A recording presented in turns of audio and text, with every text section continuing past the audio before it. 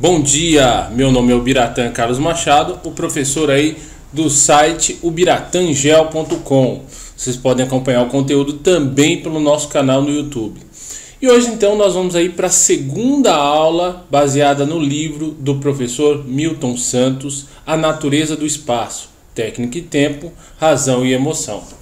Primeira aula nós já produzimos, certo?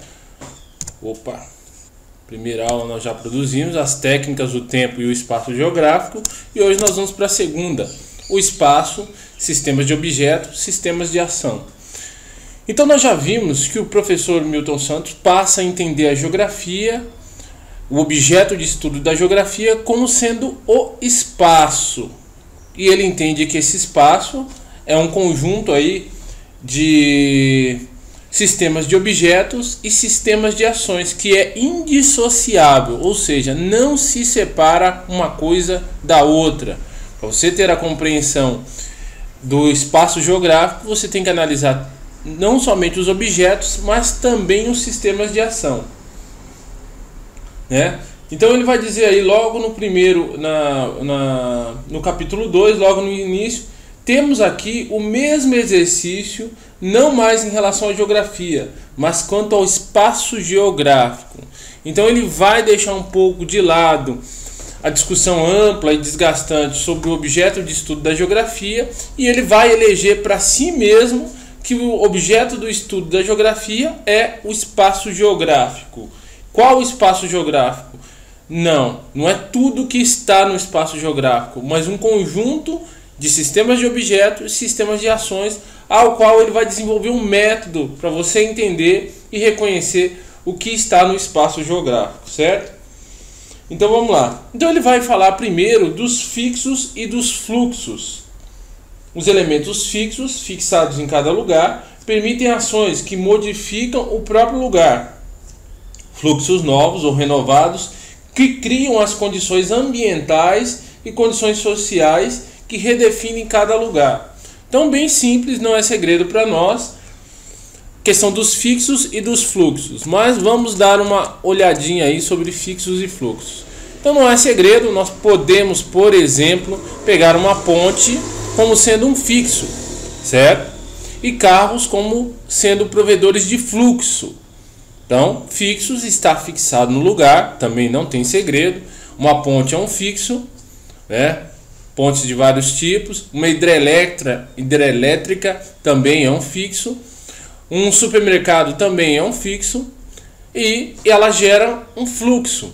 Então, toda vez que você coloca fixos num determinado lugar, num determinado território, é para ampliar a fluidez desse território. Então, não é segredo para nós. Por que se cria uma ponte bonita dessa? Para que os carros possam trafegar com mais fluidez. Quanto maior a fluidez de um território, de um espaço geográfico, maior a sua capacidade de ser produtiva em todos os aspectos. Então não há segredo nisso. Toda a instalação de fixos serve ao aumento de fluxos. Não tem problema nisso, certo? Então lá no capítulo ele vai colocar lá: nossa proposta atual de definição da geografia considera que essa disciplina cabe estudar o conjunto indissociável de sistemas de objeto e sistemas de ação que formam o espaço. Não se trata de sistemas de objetos nem de sistemas de ações tomados separadamente. Nem tampouco se trata de reviver a proposta fundada na teoria de sistemas, então moda, segundo o qual todo o espaço consiste em um conjunto de objetos e os caracteres desses objetos e suas interrelações. Então ele não está só falando de uma coisa que está ligada à outra, mas uma coisa que influencia decisivamente a outra. Então não é segredo para nós que o trânsito está diretamente ligado às vias, fixos, certo? Quanto melhores as vias, que são os fixos, melhores as pontes, que são os fixos, maior a fluidez do trânsito, melhor a produtividade da cidade. Não é isso que ele está falando. Ele está dizendo como essa coligação entre fixos e fluxos, sistemas de objetos, sistemas de ação, acaba mudando a percepção de realidade das pessoas, inclinando elas para um desenvolvimento social A ou um desenvolvimento social B. Nada acontece por acaso. Essas construções, esses fixos e esses fluxos são pensados no sentido de dar direcionamento para a evolução social, em todo o seu sentido. É isso que ele vai colocar. Então ele vai colocar lá embaixo na página: os objetos não têm realidade filosófica, ou seja, um carro é um carro não nasce com uma ideologia. Mas vamos lá. Isto é, não nos permitem o conhecimento se os vemos separados dos sistemas de ação. Então, um carro separado do sistema de ação, ele não é ideológico. Ele não tem uma filosofia, ele não tem um credo, ele não tem uma proposta social. Ele é simplesmente um veículo, um transporte. Mas esse mesmo veículo colocado dentro de um sistema de ações, ele se torna um objeto ideológico, certo? É um objeto que carrega em si ideias, informações, tendências, ideologias. Ele é um objeto político, vamos assim dizer. Se ele é ideológico, ele é político. É esse o ponto nevrálgico aí da teoria do professor Milton Santos. Então vamos lá, de novo, texto do livro. Sistemas de objetos, sistemas de ações interagem. De um lado, os sistemas de objeto condicionam a forma como se dão as ações. Então os objetos condicionam. O homem atual, ele é condicionado a pensar em fluidez apenas por meio de veículos. Na Europa se pensa em fluidez por meio de transporte público, mas não deixa de ser um veículo. Não deixa, é um veículo coletivo, mas é um veículo ainda. E isso foi introjetado em nós e nós encaramos a realidade dessa forma. Se você vai para o interior, as pessoas não fazem conta de andar a pé. 5, 6 quilômetros, os mais antigos andam tranquilo. Para eles não é problema. E claro, isso tem todo um impacto, gente. Depois a gente vai falar em outra aula, em saúde, em visão de mundo, em percepção de realidade. Tudo isso causa impacto. Tudo. Então vamos lá. Sistemas de objetos condicionam a forma como se dão as ações. De outro lado, o sistema de ações leva à criação de objetos novos ou se realiza sobre objetos pré-existentes. Então as nossas ações, elas estão condicionadas aos objetos que estão disponíveis para nós. Se o sistema me disponibiliza mais carros como forma de transporte individual, o meu condicionamento para enxergar a realidade social é por meio de veículos. Então isso não é segredo para ninguém. São Paulo se elege prefeitos, como na era do Maluf, que constroem avenidas e pontes. Prefeitos que investem em transporte público são mal vistos. Por quê? Mas a maioria de São Paulo é classe média, classe alta? Não. Mas por quê? Porque o indivíduo pensa a cidade por meio do transporte individual. Inclusive os que não têm transporte individual.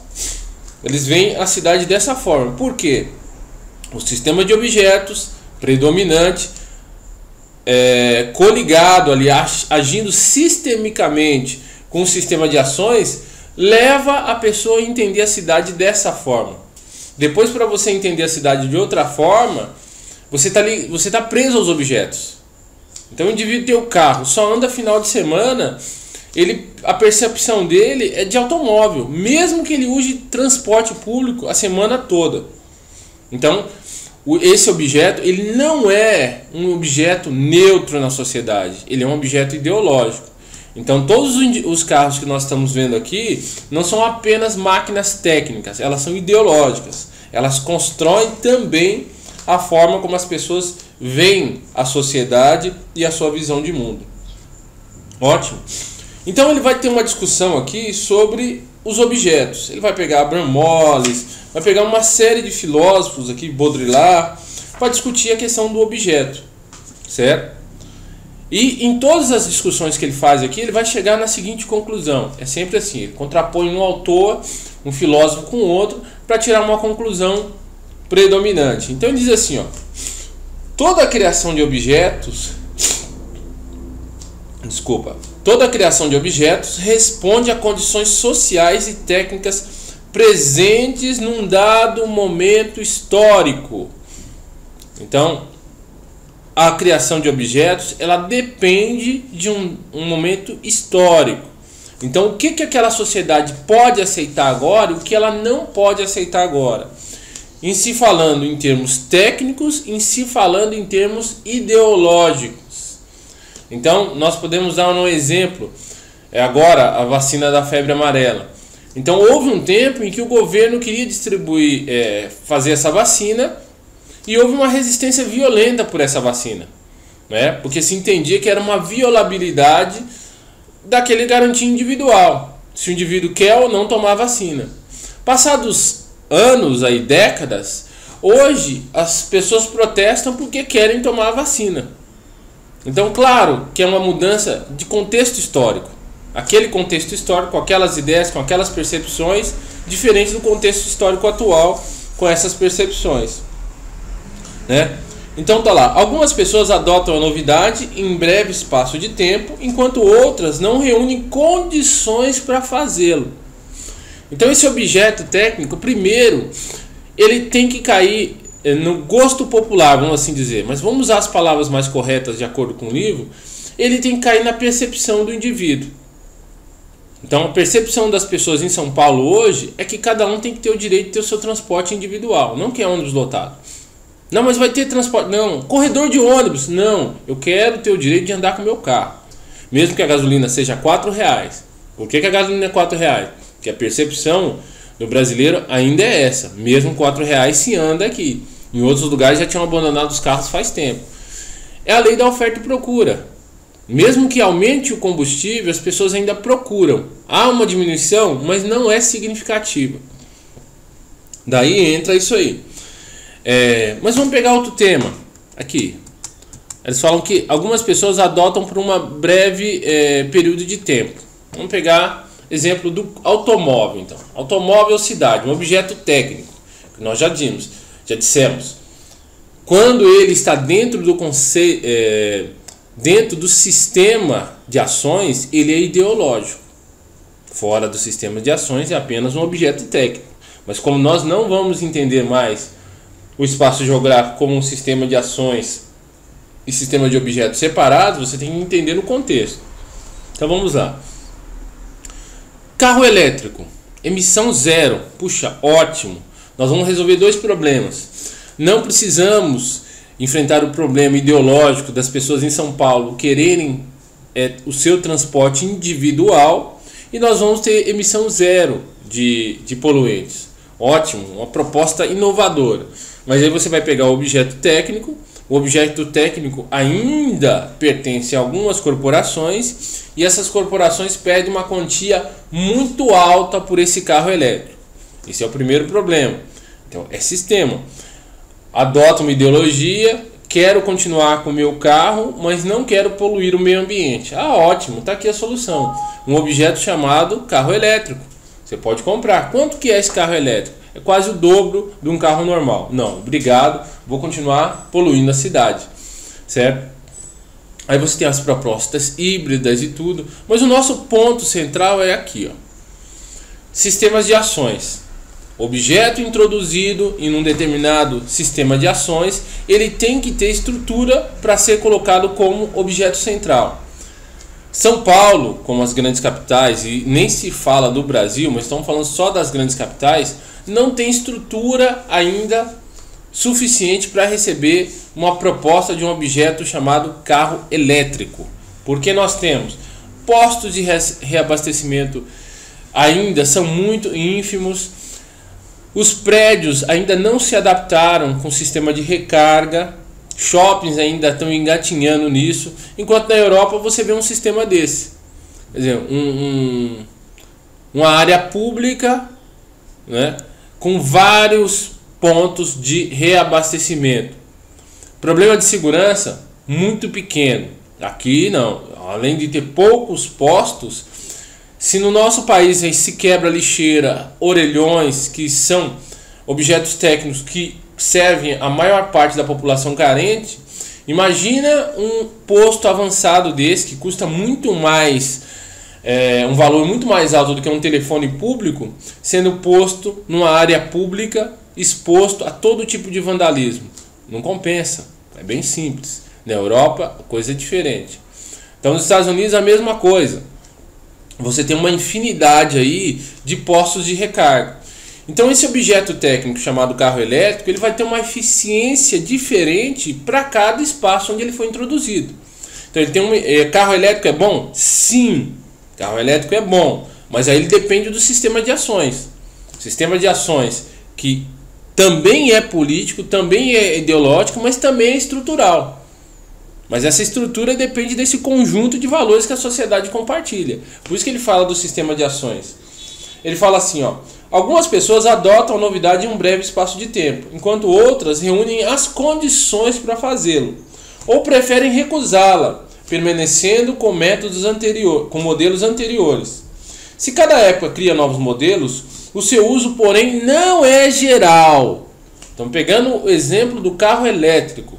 Então, pode até adotar um modelo de carro elétrico, ideologicamente falando, politicamente falando, mas o custo para a adoção disso ainda é alto porque falta estrutura. E aí o Milton Santos vai reunir essas categorias. Então, ele vai reunir objetos, nós vamos analisar o sistema de ações, então interesses, não interesses, o quanto as pessoas adotam, quanto não adotam e por aí vai. Certo? Então, ainda continuando aí, se você pegar outro contexto, por exemplo, aqui o Mato Grosso, estradas no Mato Grosso. Então, as estradas do Mato Grosso ainda têm dificuldade para adotar o objeto técnico chamado automóvel.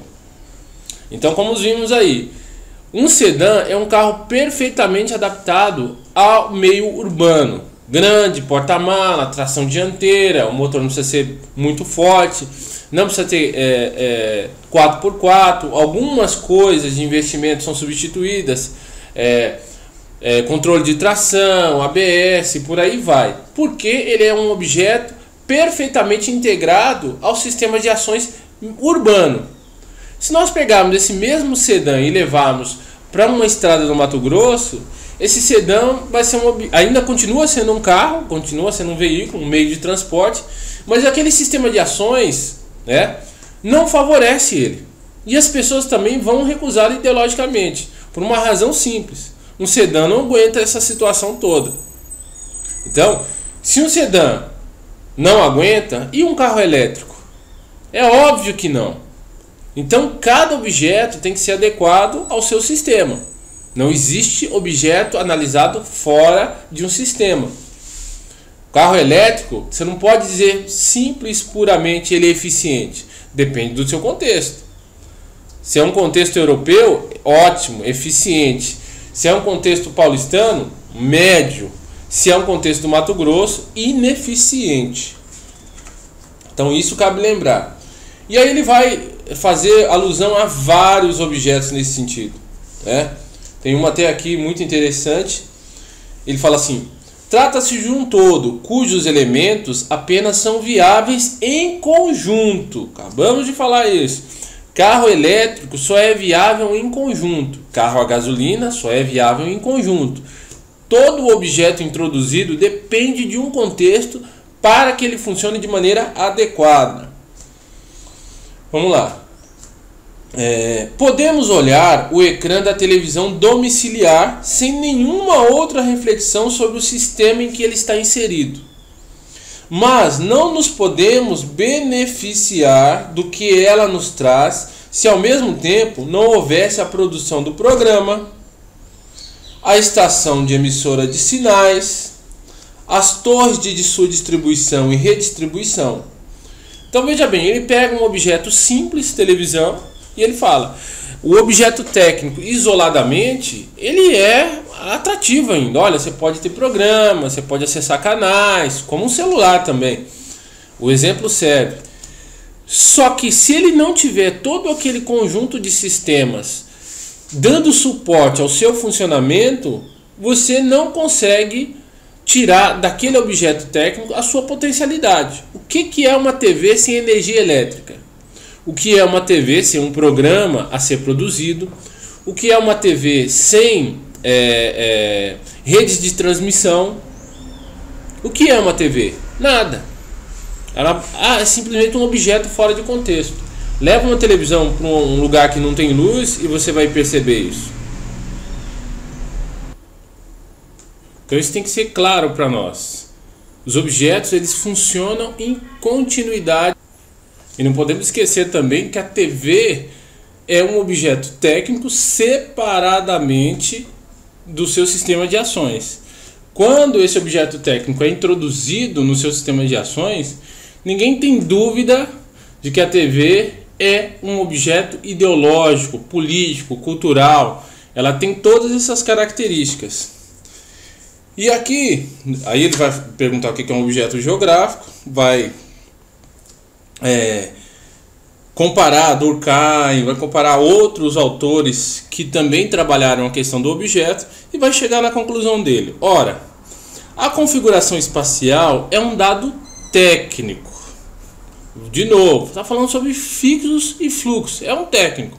Carro é carro, ponte é ponte, tudo separadamente. Configuração espacial é um dado técnico. Enquanto o espaço geográfico é um dado social. Por que é um dado social? Porque ele reúne não só o objeto técnico, mas as condições, ou seja, o sistema de ações que esse objeto está inserido. Então, de novo, configuração espacial, dado técnico. Se você observar isso, é só técnica. Carro é carro, não tem valor ideológico. Mas quando você coloca no sistema de ações, ele é ideológico. Nenhum objeto é introduzido dentro do sistema de ações sem ter uma finalidade ideológica ou política. É claro que você apreende isso quando você coloca esse objeto no contexto. Então, mesma coisa hoje. Um celular é um objeto técnico. Não tem outra função a não ser fazer ligações, dar acesso à internet, à rede de entretenimento. Mas quando você olha o impacto disso no contexto, você vê que é um objeto ideológico. Separa famílias, é problema de briga entre casais, tem uma série de problemas sociais que o celular causa, que por coincidência são muito benéficos ao sistema, certo? É ideológico. Então isso que a gente tem que compreender. Desculpa. Vamos lá. Então, ele vai falando do sistema de ações nos capítulos seguintes. E ele fala lá, trata-se de formular um sistema de conceitos, jamais um só conceito, que dê conta do todo e das partes em sua interação. Pensamos que a nossa proposta atual de considerar o espaço geográfico como uma soma indissociável de sistemas de objetos e sistemas de ações pode ajudar nesse projeto. Então ele vai discutir toda a realidade da geografia e ele vai dizer, olha, eu não vou entrar nessa discussão, a minha proposta de geografia é essa. Trata-se de reconhecer o valor social dos objetos, mediante o enfoque geográfico. A significação geográfica e o valor geográfico dos objetos vem do papel que, pelo fato de estarem em contiguidade, ou seja, estarem ligados uns aos outros, formando uma extensão contínua e sistemicamente interligados, eles desempenham no processo social. Então, todo objeto técnico participa sim da construção social. Ele é ideológico quando reconhecido dentro do sistema de ações, certo? Isso tem que estar bem claro para nós. Então ele vai afirmar lá: as ações resultam de necessidades naturais ou criadas. Essas necessidades materiais ou imateriais, econômicas, sociais, culturais, morais, afetivas, é que conduzem os homens a agir e levam a funções. Essas funções, de uma forma ou de outra, vão desembocar nos objetos. Então vamos lá. Nós sabemos que a sociedade tem demandas, necessidades sociais, certo? Exemplo, um jovem que não tem um contexto muito adequado às suas demandas afetivas dentro do lar, o objeto celular oferece um escape para ele muito eficaz. Ele se conecta com o mundo, mas fica isolado fisicamente, né? oferece sim oportunidades para um aluno ter acesso a uma infinidade de oportunidades, mas também pode ser entendido como uma distração para ele absorver o mínimo que é posto em sala de aula, ali fisicamente, com tecnologia de 100 anos atrás, que é luz e giz. Então se ele está com uma tecnologia super sofisticada na mão, mas dependendo da maneira como ele usar, ele não só perde aquela tecnologia, mas ele perde a aula, por exemplo, que é baseada numa tecnologia de 100 anos atrás, mais de 100, né? Luz e giz é a coisa mais antiga do mundo aí, até os homens da caverna usavam. Vamos lá. Então, realizadas através de formas sociais, elas próprias conduzem à criação e o uso de objetos. Então, por que o celular ganhou uma dimensão sistêmica? Porque já havia essa falha na sociedade, já havia essa demanda. Quem criou essa demanda? A própria TV. Nós sabemos que o grande vilão da década de 80 e 90 era a TV que separava as famílias, não era o celular. Mas a TV criou o espaço, sim, para separar as famílias. Como também a vida urbana um dia já foi o vilão, porque na vida rural as pessoas tinham mais. Como a eletricidade também já foi. Então, se você pegar, é um conjunto de objetos que levou a ações que geraram demandas, que criaram outro objeto, e isso foi gerando consequências até nós chegarmos ao estado que nós estamos, certo? Puxa, mas a TV não separou a família já estava separada? Pode ser, ou pode não ser também. Mas o fato é o seguinte, só é introduzido objeto e só ganha dimensão tecnológica aquilo que beneficia o próprio sistema. Então vamos lá, passando aqui para as coisas seguintes, ele vai chegar lá no finalzinho do capítulo e vai dizer lá, vai afirmar lá, aqui. O espaço geográfico deve ser considerado como algo que participa igualmente da condição do social, do físico, um misto, um híbrido. Nesse sentido, há significações independentes dos objetos. Então, o próximo capítulo, a próxima aula é sobre isso. O espaço geográfico é um misto. Então, antes nós só contemplávamos ou geografia humana, ou geografia física, ou geografia social e por aí vai. Havia uma compartimentação das geografias. O professor fala assim, não precisa disso. Se você criar um método eficaz para entender a realidade, você não vai compartimentar. Muito pelo contrário, você vai entender as coisas sistemicamente. Vamos lá. Vou pegar só um trechinho aqui para definir no final aqui.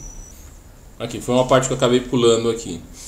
Então ele fala assim dos sistemas, do espaço geográfico é um dado social. E quem participa desse dado social que os geólogos, na maioria dos casos, negligenciavam, e o professor vai retomar isso com uma assim, brilhante.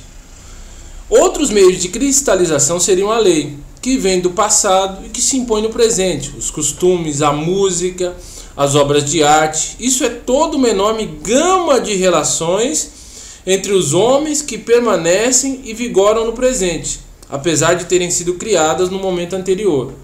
Então, todas essas ações, elas redundam e reforçam os objetos. Então a música foi criada lá atrás, por instrumentos diversos.